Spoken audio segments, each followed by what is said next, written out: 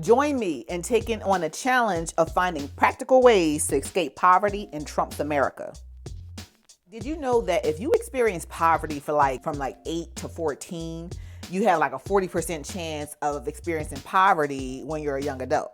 Okay, but what does it have to do with this administration?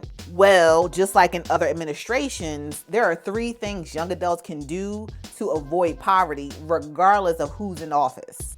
There's data supporting these facts, so link in the bio. One obvious thing you can do to escape poverty or actually prevent poverty is to finish school. Finish school. Yes, go to school.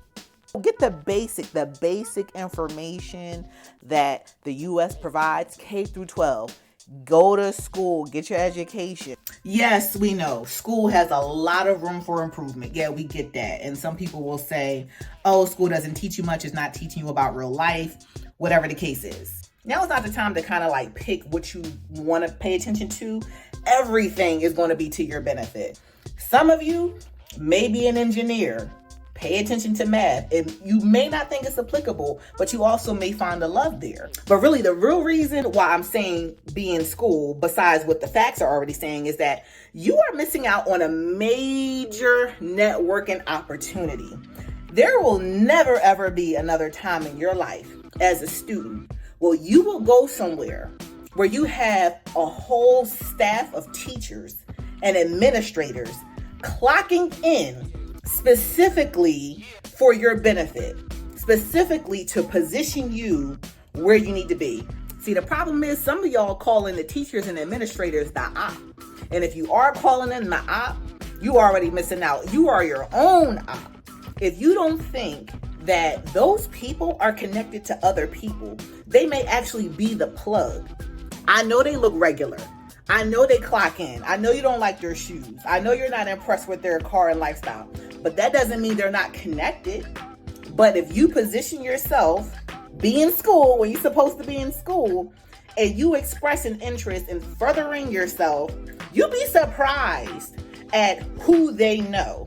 So stay in school. Look, some of you may have really supportive families who are like really connected, but for those of you whose only connect is at the poppy store or the person who boosts clothes, you really got to pay attention. You really need to be in school to get that upward networking mobility going. Like, take advantage. Number 2, work full-time. Full-time work. Yeah, I know y'all already did the math. $15 an hour at 30 hours a week, that's not going to cut it. That's not going to be a contribution, especially if you plan on living by yourself. Another thing I'm going to add to that is to add more skills. So you can already be working somewhere and you may not be satisfied there. That's fine.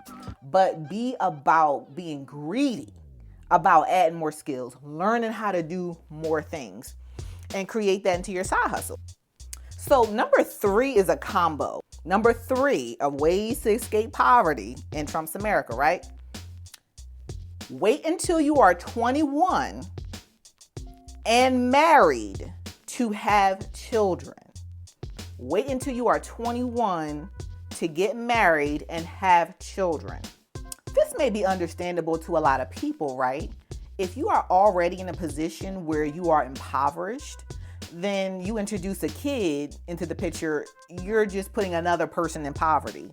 Being married is one of those factors that's associated with reducing the likelihood of a family being in poverty, somewhere between like 40 and 80%. That is good news. But stay in school, right? Work full time. Be 21 and married by the time you decide to have children.